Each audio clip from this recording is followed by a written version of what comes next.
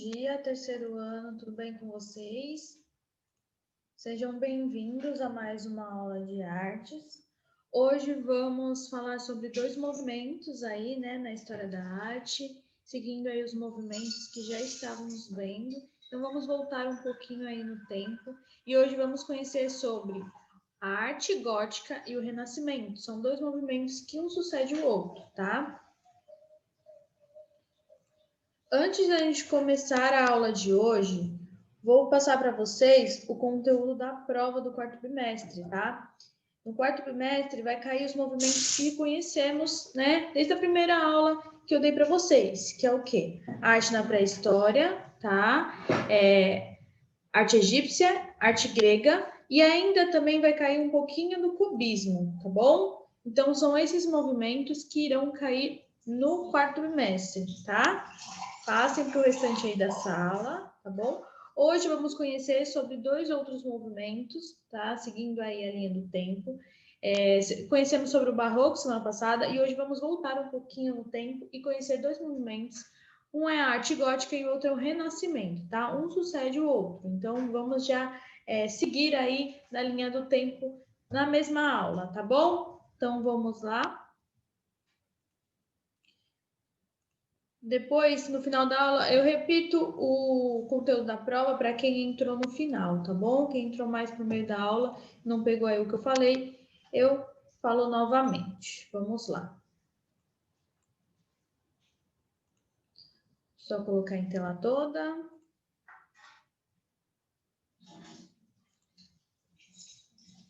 Vamos lá. Então, hoje vamos falar um pouquinho sobre a arte gótica, que é essa arte das catedrais, né, gigantes. Então, a arte gótica foi uma expressão artística da Baixa Idade Média, então a era medieval, né, que perdurou até o Renascimento. Então, denominada a arte das catedrais. Ela era realizada nas cidades, tão diferentes lá da arte românica, né, que usavam muito lá no campo. A arte gótica, ela começou a ressurgir a vida urbana, né? Então começou as construções, né, de edifícios enormes, catedrais enormes. Eles acreditavam que quanto maior, né, tinham as pontas das catedrais, eles estavam mais perto do céu, né? Porque a arte gótica nada mais é que uma arte muito religiosa, baseada na Igreja Católica, tá? Então foi uma reação ao estilo românico e pretendeu rivalizar com os mosteiros e basílicas que eram construídas no campo. Então isso porque nesse momento as cidades começaram a crescer por conta da economia fundamentada no comércio. Anteriormente, as vivências coletivas estavam concentradas no campo e os mosteiros consistiam nos locais de desenvolvimento intelectual e artístico. E aí, nessa arte gótica, foi onde começou a aumentar, né, aí, o povo da burguesia. E eles começaram a investir nessas construções gigantescas aí das catedrais, tá? E olha aí, um marco histórico desse movimento ocorreu nas mediações de Paris, com a Abadia Real Saint-Denis, que foi construída entre os anos de 1137 e 1144. Essa basílica é considerada a primeira edificação com características da arte gótica, como sua fachada com 3 portais que levam as 3 naves dentro da igreja. Dentro dessa parte de catedral, tá? Além da verticalidade, né, que é muito aparente nas catedrais, são essas pontas enormes, né? Tem algumas características que sempre vão predominar, como, por exemplo, os vitrais é algo que é da arte gótica, né? As rosáceas, que são vitrais em forma de círculo, os arcos, né, nas portas, tá? Os arcos ogivais, sempre nas portas, e a grande iluminação dentro, porque eles já construíam esses vitrais, né, na catedral inteira para ser um local bem iluminado, tá?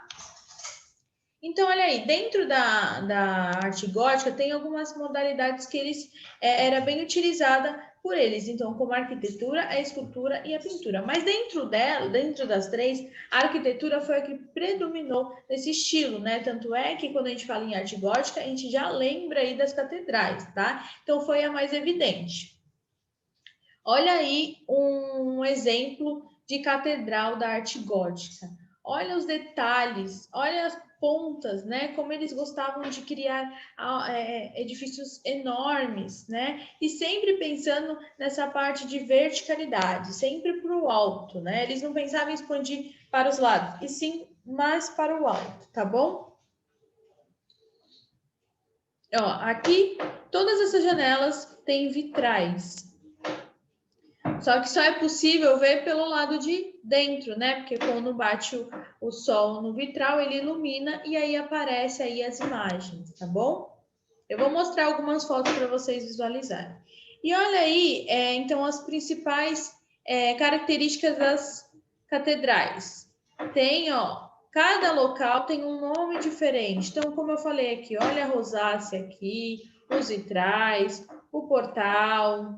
Ó, aqui são as agulhas, as torres, os arcos ogivais, que é algo marcante dentro dessa parte de arquitetura gótica. Oi, Júlia, bom dia. Olha aqui. Aqui, ó, por ser um local, né, grande, um edifício grande, eles tinham que construir esses contrafortes que era para reforçar a estrutura da catedral, tá? E aí eles conseguiam realmente aumentar, né, o tamanho aí das catedrais, tá? E tem uma característica que é bem aparente em todas as catedrais, que é chamada de gárgulas, né? Vocês lembram do filme, né, Notre Dame, né, Concurso de Notre Dame? E lá aparece até bastante dessas gárgulas. O que são essas gárgulas? Elas foram criadas, né, para esconder o cano que escoa a água da catedral, tá? Mas tem algumas lendas que envolvem aí as gárgulas que eu vou falar daqui a pouquinho, tá bom? Já vou mostrar o que é para vocês visualizarem melhor, tá? Então vamos lá. Olha aí para vocês visualizarem, ó, as gárgulas aqui onde elas ficam, mas aqui não tá ainda o desenho delas. Eu vou mostrar já já. Olha aqui o contraforte que era criado para reforçar, né, a estrutura das catedrais. Olha aí a Catedral de Notre Dame, que linda. Essa é a parte da frente dela. E olha a parte da lateral, como ela é grande. Então, olha aí, a Catedral de Notre Dame de Paris, que significa Catedral de Nossa Senhora de Paris, é uma das mais antigas catedrais francesas do estilo gótico, iniciada sua construção no ano de 1163 e é dedicada à Virgem Maria e situa-se em Paris, rodeada pelas águas do rio Sena. Olha o tamanho dessa catedral, né? Também, ó, pensando em verticalidade, sempre para a ponta para cima. E aí, olha as principais características, então, na arquitetura gótica, né? Os arcos ogivais, a verticalidade, os vitrais e as rosáceas. Isso vamos ver em todas as catedrais góticas, tá? Então, olha aí. Olha o arco ogival, ele fica sempre nas portas, né? A maioria das vezes, tá? São arcos que se encontram, né? Formando aí um ângulo curvilíneo, tá bom? Então, a ogiva é uma forma determinada por dois arcos, comumente simétricos, que se cortam em ângulo. A palavra ogiva começou a ser usada no século XVIII para designar um arco que define um ângulo curvilíneo. Então, na Idade Média, o arco ogival, o arco ogiva, possibilitou a elevação da flecha, que é a altura dos arcos, permitindo, ao mesmo tempo, suportar melhor as cargas a que estavam sujeitos na arquitetura gótica. Então, vamos encontrar a utilização deste arco nos monumentos, imprimindo-lhes características de verticalidade. Então, uma forma também de ajudar na estrutura, né, das catedrais, por ser catedrais grandes, né? Então, tinha que ter uma estrutura bem forte, tá bom? E aí vem os vitrais, que é algo bem característico da arte gótica. Os vitrais eles foram criados não só para iluminar as catedrais, mas também para ensinar, né, a população sobre religião. Então as pessoas que não sabiam ler, elas aprendiam através dos vitrais, tá? Então eram contados passagens, era contada a história, né, as passagens da Bíblia E aí era uma forma mais fácil de ensinar então a população, né? Mais simples, mais fácil, porque é aquele ditado, né? Uma imagem fala mais que 1000 palavras. Então seria mais fácil as pessoas visualizarem aqueles desenhos, entender o contexto, né? Do que acabar lendo algum livro, né? Então era uma forma mais fácil de as pessoas gravarem aí a passagem da Bíblia, tá? Então, olha aí, os vitrais na arte gótica, então usados nas janelas das catedrais, serviam para iluminar o interior das igrejas e narrar histórias bíblicas para os que não sabiam ler. Então, os vitrais são pedaços coloridos de vidro unidos por chumbo, tinham como objetivo emocionar o espectador e ensiná-lo sobre a religião católica. Por mais que ele foi criado para isso, né, depois de um tempo, ele acabou virando também artigo de decoração, não só nas igrejas, mas também nas casas, né, das pessoas, deste período, tá? Não só deste período, né? Mas depois o vitral ficou bem conhecido aí pelo mundo e todas as pessoas aderiram, porque é uma forma de decorar aí o ambiente e iluminar ao mesmo tempo, né? Então, olha aí, então é uma composição plástica figurativa ou não figurativa, né? Tem pessoas que utilizam apenas para decorar, então essas pessoas acabam nem usando a parte figurativa do vitral, né? Não representando figura alguma, feita com pedaços de vidros coloridos e translúcidos, então unido por uma armação de chumbo e contornos de ferro. Então, os vitrais são empregados sobretudo em igrejas e em construções góticas com finalidade decorativa e ilustrativa. Então, os vitrais tiveram seu apogeu no século XIII nas catedrais góticas. Tendo florescido na Europa durante a Idade Média, os vitrais então foram amplamente utilizados na ornamentação de igrejas e catedrais, uma vez que o efeito do sol, da luz do sol que por eles penetravam, conferia uma maior imponência e espiritualidade ao ambiente, efeito reforçado pelas imagens retratadas, em sua maioria cenas religiosas. Então, adicionalmente, serviam como recurso didático para a instrução do catolicismo a uma população analfabeta. Então, como eu falei, por mais que era apenas para iluminar também o ambiente, formava, né, era um recurso didático para a instrução do catolicismo aí para a população, tá? Uma forma mais fácil de ensinar sobre religião. E aí está um exemplo de vitral aí na tela para vocês visualizarem. Aqui na nossa cidade tem igrejas que têm vitrais também. Não sei se vocês já perceberam isso, né? Quem é católico e frequenta a igreja, aí, principalmente da matriz, já pode ter percebido que tem algumas vitrais que eu vou mostrar daqui a pouco. Olha aí nas catedrais góticas o tamanho dos vitrais. Eles eram gigantescos. Olha aqui. Todos esses vitrais têm imagens, ó, ensinam, né? Sobre a religião. Tem umas que é até difícil visualizar, né? Por ser muito alto, ficaria até difícil. As pessoas têm que prestar realmente atenção aí no vitral para tentar entender alguma coisa, né? Mas olha como eram enormes e conseguia iluminar realmente o ambiente. Olha aqui. Mais uma imagem.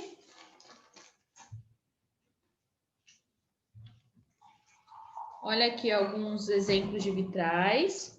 Tem empresas que trabalham com vitral, né? Que elas produzem vitral para quem quiser adquirir, né? E aí eu peguei esse exemplo de uma empresa que trabalha com isso. Olha que bonito. E olha aí o exemplo da Igreja Matriz aqui do Guarujá. Ó, aqui são os vitrais. E realmente é onde ilumina o ambiente, né? Porque se tem as portas fechadas, os vitrais é o único local, né, que passa a luz aqui para iluminar o ambiente, tá?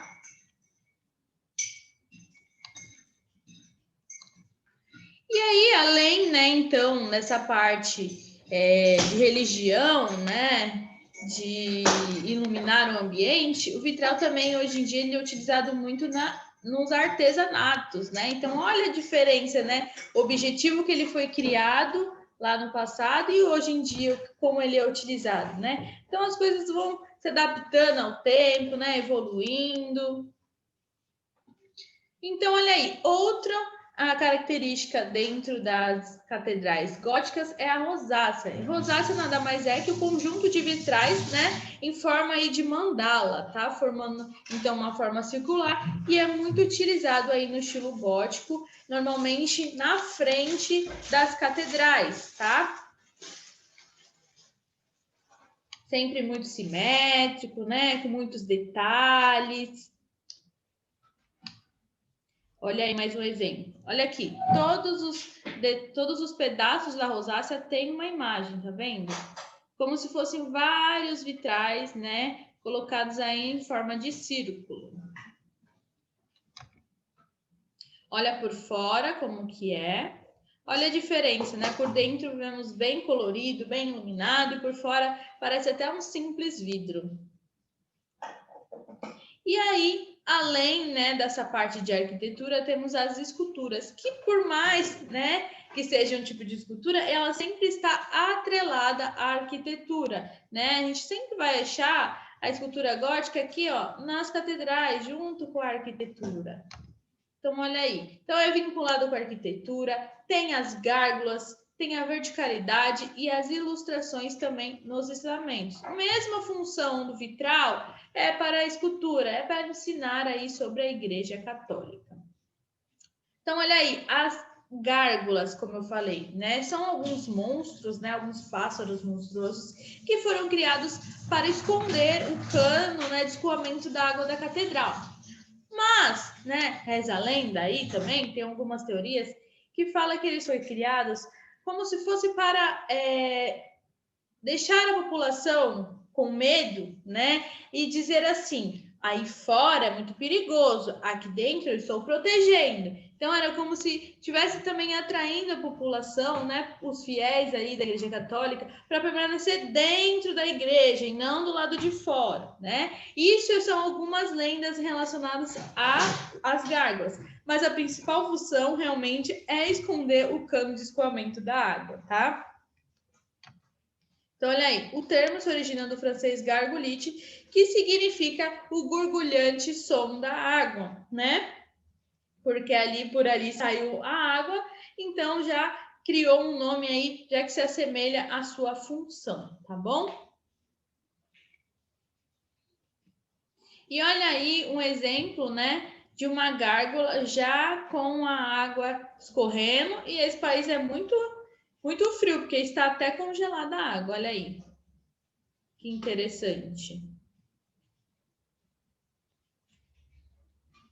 Olha aí mais algumas esculturas, sempre, né, com ensinamento religioso. Então deu para perceber que a arte gótica é totalmente, né, dedicada à igreja, né, aos ensinamentos da igreja. Então as pessoas elas não tinham uma parte racional, elas não conseguiam pensar em si próprias. Tudo era voltado à igreja. Então tudo que a igreja falava era verdade. Então eles tinham que seguir, né, os ensinamentos aí religiosos, tá? Então não tinha muito um livre arbítrio sobre isso, né? Eles não pensavam em si. Será que é verdade? Será que não é? Não tinha esse pensamento. Eles acreditavam totalmente na palavra aí da igreja, tá?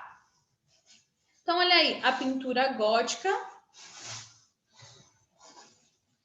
As principais características: profundidade, as iluminuras e o realismo, né? Eles já começaram, a partir da pintura gótica, já criar uma profundidade, uma perspectiva que foi aumentada, né, melhorada lá no Renascimento, que a gente vai ver daqui a pouquinho, tá? E o realismo, eles queriam realmente transmitir aí pela pintura, né, algo mais real, tá? E as iluminuras, eu já vou ensinar para vocês o que seriam as iluminuras, tem a ver com os livros que eram feitos naquela época, tá?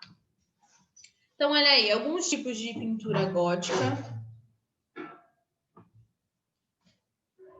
Muitas cores, né? Bem colorido, sempre também ensinando algo sobre a Igreja Católica. Olha aí, adoração dos Reis Magos, feitos por Giotto. Giotto, gente, ele começou, né, a pintar, sendo aluno de um dos principais pintores do gótico, né? Só que ele virou realmente o pai do Renascimento. Tá? Eu vou falar daqui a pouquinho mais sobre ele.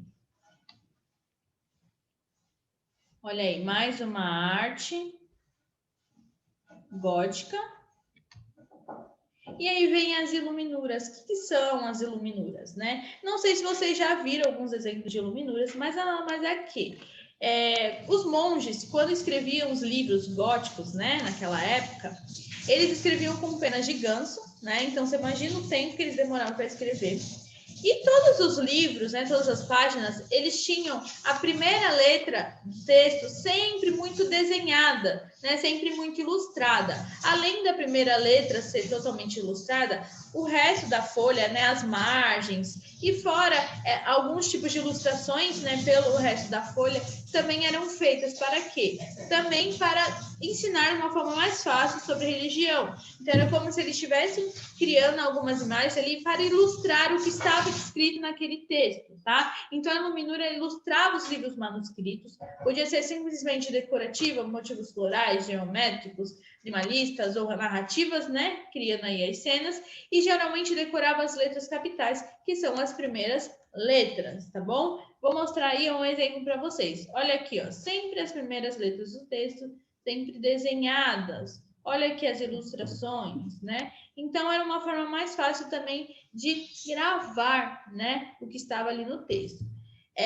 Não só por isso, iluminura significa a arte da luz. Por que a arte da luz? Porque na hora de colorir, eles coloriram com ouro ou prata. Então, ao iluminar, né, aquilo acabava brilhando, né, a letra. Então, por isso é a arte da luz, né, de iluminar. E também porque eles confeccionavam essas iluminuras desde o amanhecer até a tardezinha, antes do anoitecer. Então, sempre de dia, com luz. Por isso também é a arte da luz, tá?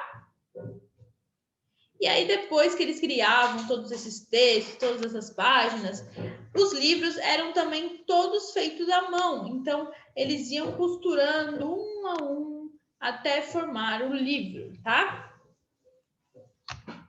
Então, olha aí, exemplo de catedral aqui no Brasil, ó, o Catedral da Sé, que é no estilo gótico. Olha aqui a rosácea, olha aqui o arco ogival, com as esculturas, os vitrais. Quem já foi até a Catedral da Sé e já conheceu de perto? Olha aí, ó. Quem sabia que era catedral gótica? Olha que lindo. Aqui é a parte de dentro da catedral. Olha aqui o vitral, né? A parte da rosácea. Olha como você consegue ver diferente, né? Pelo lado de dentro. Olha aqui as imagens. Sempre vitrais bem grandes. Escultura. Então, vimos o quê? Que a arte gótica ela está dividida em algumas modalidades, né? Então, a arquitetura com os arcos ogivais, a verticalidade, as rosáceas, o vitral, né? As esculturas vinculadas sempre com a arquitetura, verticalidade, as gárgulas, ilustração dos ensinamentos e a pintura com profundidade e o realismo, tá bom? Então, esse é o resuminho que a gente viu sobre a arte gótica.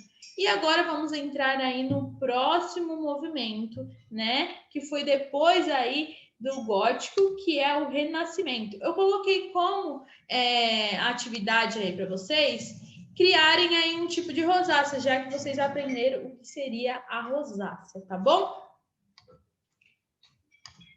Então vamos lá. Agora vamos falar um pouquinho sobre o Renascimento. O Renascimento foi um dos movimentos mais importantes aí na história da arte.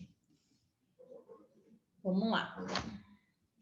Então, qual é o contexto todo aí do Renascimento, né? O Renascimento nada mais é que um ressurgir aí de duas artes muito importantes, né? Renascer dessas duas artes, que seria o quê? A arte grega e a arte romana, né? Então, elas voltam à tona toda nesse período, tá? Então, os séculos 15 e 16 foram de renovação cultural em toda a Europa. Então, essa renovação ocorreu com consequência da abertura da Europa ao mundo e do maior conhecimento e intercâmbio cultural que daí resultou Porém, essa renovação respondeu aos imperativos econômicos, sociais e políticos da própria época e foi favorecida na sua difusão pela existência de um maior espírito de curiosidade e de vontade de saber, pelo aumento das escolas e universidades, pela invenção e divulgação da imprensa e do livro impresso, bem como pelo aperfeiçoamento e aumento da produção de papel.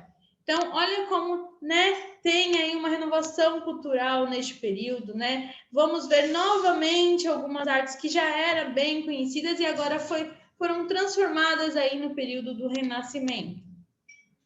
Então, o Renascimento foi um movimento cultural e artístico de raiz racionalista, humanista e individualista. Então, olha a diferença, né? Lá no Gótico, era totalmente dedicado à igreja, né? Tudo que a igreja falava é verdade. E agora, não, no Renascimento, né? O homem é o centro de tudo. Então, você é mais racional, você consegue pensar, né? Questionar, será que é verdade? Será que não é? Então, eles são muito de essa parte científica, acreditar no que estão vendo, né? Então, realmente ter provas para provar se realmente aquilo existe ou não, tá? Então, ocorreu na Europa durante o século XV e XVI e que teve sua principal fonte de inspiração no mundo clássico greco-romano e nos movimentos de expansão geográfica e comércio dos finais da Idade Média Ocidental.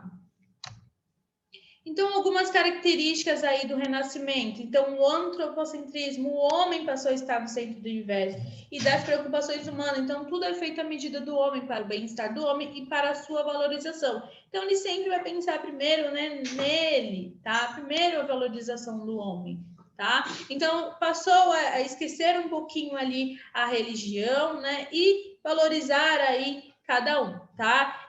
Mas não quer dizer que ele não era religioso. Ele até era religioso, só que ele consegue pensar ao mesmo tempo. Lá no Gótico, não. Eles eram totalmente religiosos, dedicavam totalmente à igreja. Eles não tinham um pensamento em si.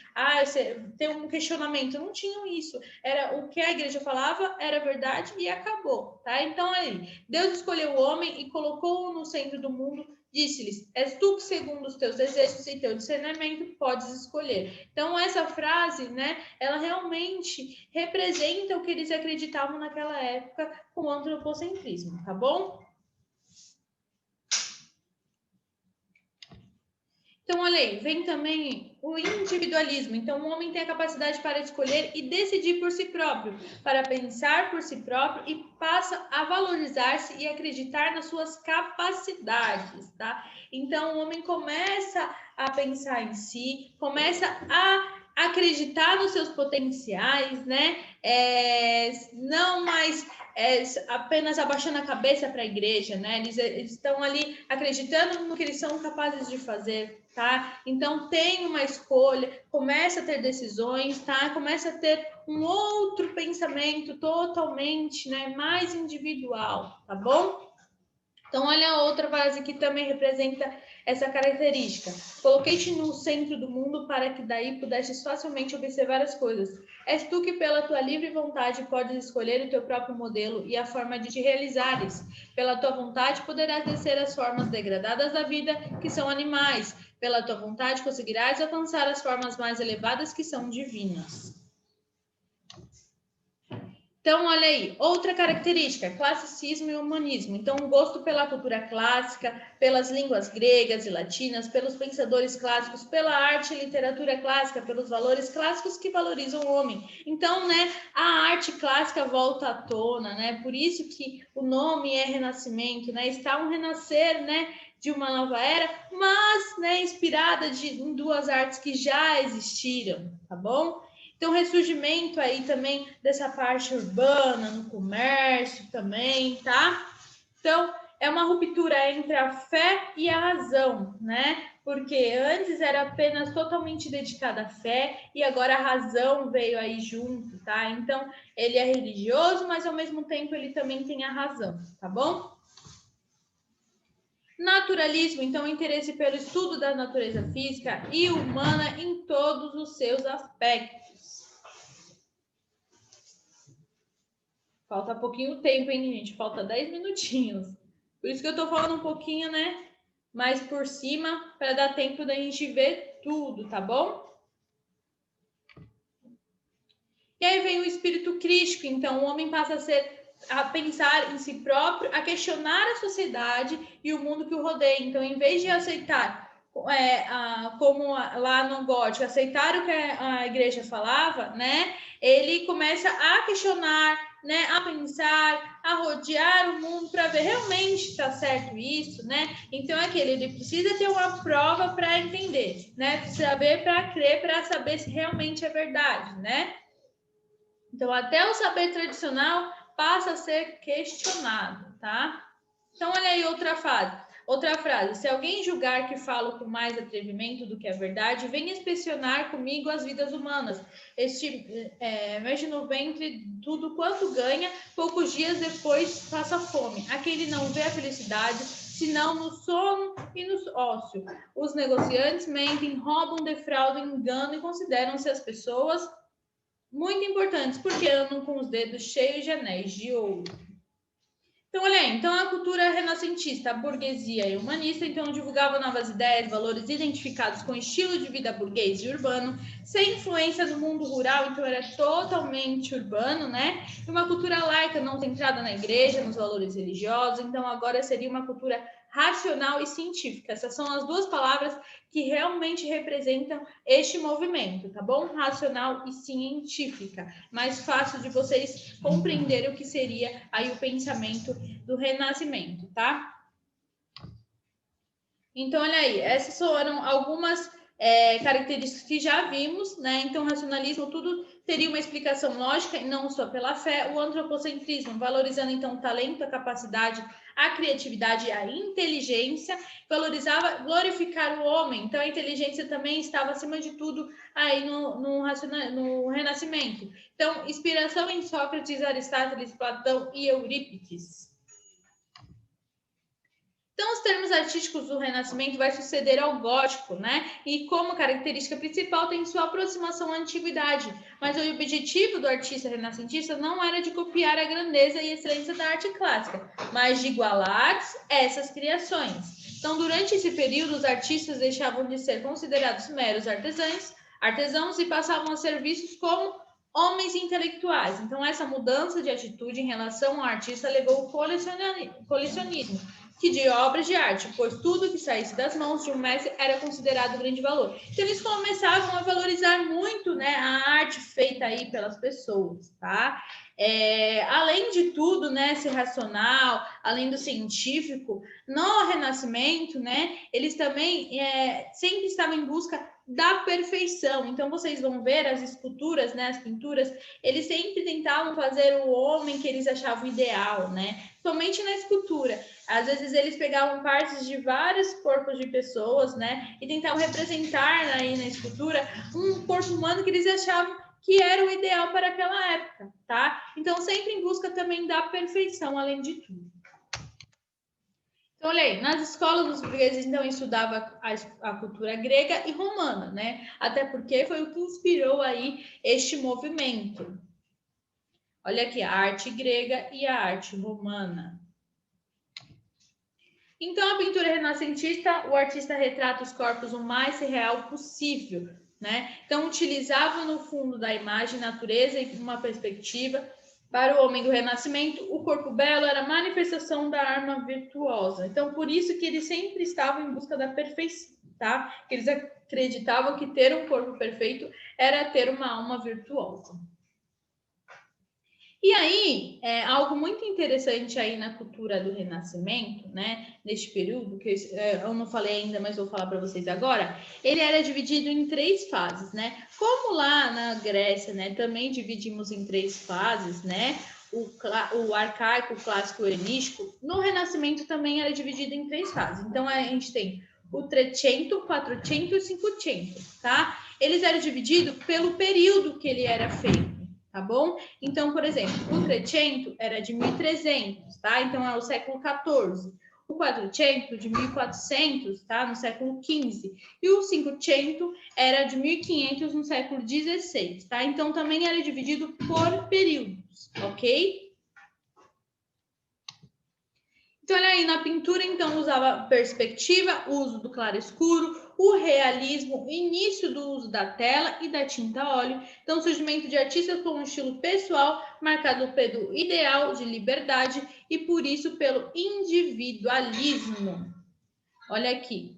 O uso do claro escuro já começa a ser usado na perspectiva, ou no Renascimento, por quê? Já ajuda também, né, na perspectiva, porque você consegue ter um assombreamento aí e ter uma sensação aí de profundidade também na imagem, tá? E o realismo, eles queriam realmente representar, né, todos os traços aí real das pessoas, tá bom?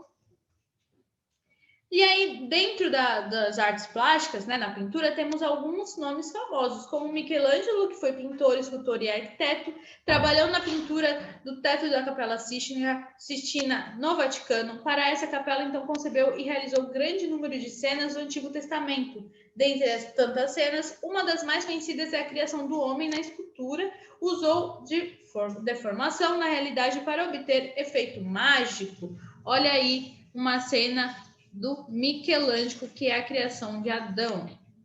Leonardo da Vinci, que é um dos artistas mais conhecidos aí no mundo, né, com a Mona Lisa. Então, esse gênio renascentista, pintor, escultor, músico, arquiteto, matemático e inventor, foi possuidor de um espírito versátil, capaz de pensar e realizar trabalhos nos mais variados campos do conhecimento humano. Então, idealizou vários projetos e engenhos mecânicos que se tornaram realidade no século XX. Olha aí, né, os projetos que ele criou de helicópteros, submarinos. Então, na pintura, suas obras mais conhecidas são A Virgem dos Rochedos, A Última Ceia e a Mona Lisa. Olha aí a obra mais famosa, né, a Mona Lisa. E a Mona Lisa também tem, né, uma perspectiva e uma profundidade, ó, figura e fundo, né? Ela está destacada, mas no fundo temos aí uma paisagem também, né? Uso de claro e escuro, então olha aqui, né, o claro e a parte o escuro e a parte clara aqui totalmente iluminada, então também dá essa sensação de profundidade, né, com esse jogo de luz e sombra.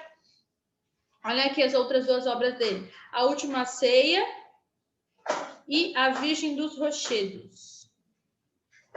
São as obras mais conhecidas, tá? E aí vem Rafael Sanzio, o artista mais popular de sua época, não possuía a preocupação intelectual de Leonardo da Vinci, nem a contradição do conteúdo emocional de Michelangelo. Preferia transferir para suas obras equilíbrio, doçura e piedade, glorificando a forma e a cor em si mesma, expressava sentimentos religiosos. O Rafael, ele foi o mais popular na época porque ele realmente conseguia, né, fazer o principal característica aí do Renascimento, que era a perspectiva. Então, a maioria dos quadros dele você consegue, né, ter maior visualização aí da profundidade nos desenhos. Ah, olha aqui, que interessante. Então, dentro do racionalismo, não, do Renascimento, eles projetavam, né, arquitetavam antes de finalizar aí, de confeccionar tanto a pintura como a arquitetura, a escultura, tá? Vocês vão ver já sobre a arquitetura como já modificou totalmente aí no período do Renascimento. Então, a importância do Renascimento era o quê? O homem era capaz de explicar racionalmente os acontecimentos em sua volta. Então, houve mudanças de ideias que até então eram dadas como imutáveis. Olha aí o pai do Renascimento, né, dentro da pintura. Então, foi Giotto di Bondone. Foi um importante pintor e arquiteto italiano no período do Renascimento. Nasceu em 1266, na cidade de Colli Vespiano, e faleceu na cidade em 1337. Ele foi o pai por quê, né? Como que funcionou aí para ele descobrir sobre a pintura? Ele estava num belo dia, né, ordenhando suas ovelhas, que aí um pintor muito famoso, chamado Cimabue, né, do estilo gótico, viu ele ali ordenhando suas ovelhas e ele estava com um carvão em sua mão, desenhando em uma rocha. Aí, como Cimabue viu ele lá, convidou ele para ser seu aluno, porque ele era muito famoso naquela época. Cimabue era um dos principais pintores aí da arte gótica. E aí viu, né, Giotto pintando aí com carvão, chamou para ser seu aluno, e aí ele começou a aprender com Cimabue, né, e começou a desenvolver aí suas pinturas, tá? E a pintura dele, né, começou no estilo gótico, Só que depois ela foi se modificando, se aperfeiçoando a chegar até o Renascimento, que foi onde, né, ele virou aí o pai do Renascimento, né, pelas principais características. Aí eu coloquei duas imagens para vocês visualizarem, essa de Cimabue e essa é do Giotto. Olha como tem uma diferença, né? Essa você consegue ver mais os detalhes, né, ver uma perspectiva melhor, tá bom? Não vai dar para mim terminar de falar, que já vai terminar a aula. Semana que vem eu continuo esse tema com vocês, tá bom, gente? Espero que tenham gostado da aula e até semana que vem. Um beijo, tchau, tchau!